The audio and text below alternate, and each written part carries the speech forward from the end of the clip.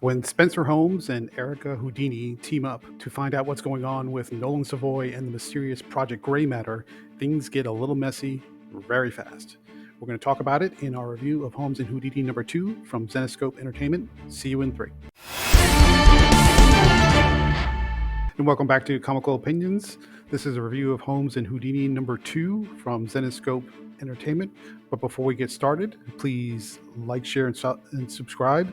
Comment, let us know how we're doing, hit the bell for notification, all the happy fun stuff, and make sure to stay tuned to the end for the final rating score. So this is Holmes and Houdini number 2 from Zenescope, which finds the unlikely duo of Erica Houdini and Spencer Holmes teaming up after they've been captured by Nolan Savoy's henchmen to be used as guinea pigs for the mysterious gray matter project.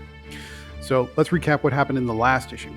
In the last issue, Erica Houdini infiltrated Nolan Savoy's guest party as a magician, because that's her stock and trade, to find out what happened to her boyfriend, who was working for Nolan Savoy and died, but under mysterious circumstances. So she infiltrates his party to find out what's going on, sneak around his house, try and dig up any files that she can to uncover the truth. Meanwhile, Spencer Holmes, who is now the newest recruit of the quote-unquote order, reporting to a mysterious Mr. Watson, who she's never seen in person, is being sent into Nolan Savoy's house to recover a magical, mystical, potentially dangerous artifact of unknown origin and capabilities. So during the infiltration, they both cross paths at the parties, and things go haywire pretty fast, because they both meet at the vault where the mysterious object is located, even though Erica doesn't know what it is, and neither does Spencer, but at least Spencer knows that she's supposed to go get it. Now we pick up in this issue. What's happening in Holmes and Houdini number 2? They both decide to join forces, even though it's reluctantly, because they don't quite trust each other, but they understand that if they get caught, things are going to go bad pretty quickly. So they split up, even though they both believe that they have the artifact, but they both have done some pocket picking. Pick their pockets. They pick their pockets. That's a weird way to say that. They've picked each other's pockets, not realizing that the other one has the artifact, and they go their separate ways to try and meet up later. Spencer Holmes makes it outside, calls for help from Watson to get picked up. Unfortunately, she's picked up by Nolan Savoy's guards and henchmen. Erica Houdini goes into one of Nolan Savoy's offices, and tries to make like she's trying to come on to him and get herself ready to be his next girlfriend. Although she's escorted out, it doesn't go as well as she's planned, because they realize, because she eventually is taken to Project Gray Matter as well, instead of just being sent home, which she thought was going to happen, but it didn't happen that way. So what happens? Spencer Holmes is brought into Project Gray Matter, where they find out they're basically shoving cables and electronic devices into people's brains and can read their minds, but whoever gets the electronics hooked up to them either dies or goes completely brain dead, comatose, and she's the next guinea pig.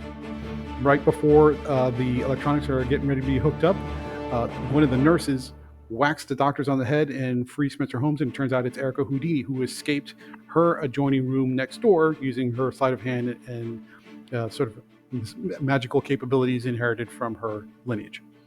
The two join up, they get and they eventually escape and make it to Watson, who takes them to a safe house. But in the meantime, Nolan Savoy has recovered the object that was taken from his vault, and through the brain extraction, if you will, of one of the order guards that was captured earlier, he finds out the order's headquarters is in Scotland. He flies off to Scotland and finds the second half of the artifact that he already has. Now that we realize that when they put the two halves of the artifact together, it gives Nolan Savoy unlimited magical capabilities over water. He can create tidal waves, water spouts, all kinds of destructive forces using water now with this magical artifact. But on the sidelines now, Spencer and Erica are teamed up with Watson, who now meets them in person, and they have to figure out what to do to kind of prevent Nolan Savoy from taking over the world, or holding the world hostage using destructive water powers. And that's where we are. Interesting fact about this particular story: this is a different version of Spencer Holmes than we've seen in the past. She's a little bit more unsure of herself, kind of like younger in her career, whereas previously she seemed to kind of have her act more together. This one, I think, is either a prequel or just they sort of reset her timeline a little bit. So if you're saying, how come this Spencer Holmes just kind of doesn't know how to handle herself and is very desperate to get a hold of Watson, and where did all that come from? I think this just pulls her character back a little bit further back in her career. So what do we like about Holmes and Houdini number 2? Great action, great pacing, lots of twists and turns, energetic, good dialogue, and I think the whole thing comes together with an interesting mystery. The magical element kind of puts an interesting twist, and I'm interested in these two characters, and I want to know more about what they can do. They have sort of a very slight amount of superpower, not really exactly. Holmes has the ability to see clues when nobody else can, and Houdini has the ability to read this magical grimoire she inherited from her great-great-grandfather Harry Houdini that has all kinds of magical escape tricks that nobody else can know or nobody else can even read. So she basically has the capability to discover escape tricks that seem impossible. So, like all that stuff, I like where the character's going, like what the characters are doing. I want to know more about them, and the chemistry is pretty good so far. They're still getting to know each other a little bit, so we'll see if that can come together a little bit, but I like where it's going with so far. What didn't we like about Holmes and Houdini number 2 from Zenescope? Honestly, it was not bad. There wasn't really any big major nitpicks to pick with this one.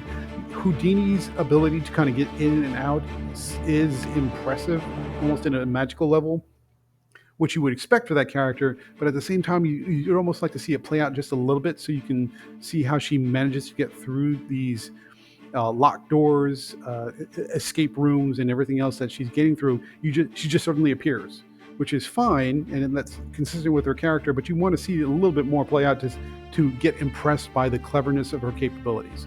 So I think if we can develop her capacity and her capabilities a little bit more for the Houdini character, that would help the series. But overall, it's still a good issue. So final thoughts, what do we think about Holmes and Houdini number 2 from Zenescope? Great action, great pacing, the character work is good, the chemistry between the characters in this first time meetup and partnership is good, and the stakes are raised significantly when Nolan Savoy finds the magical artifact.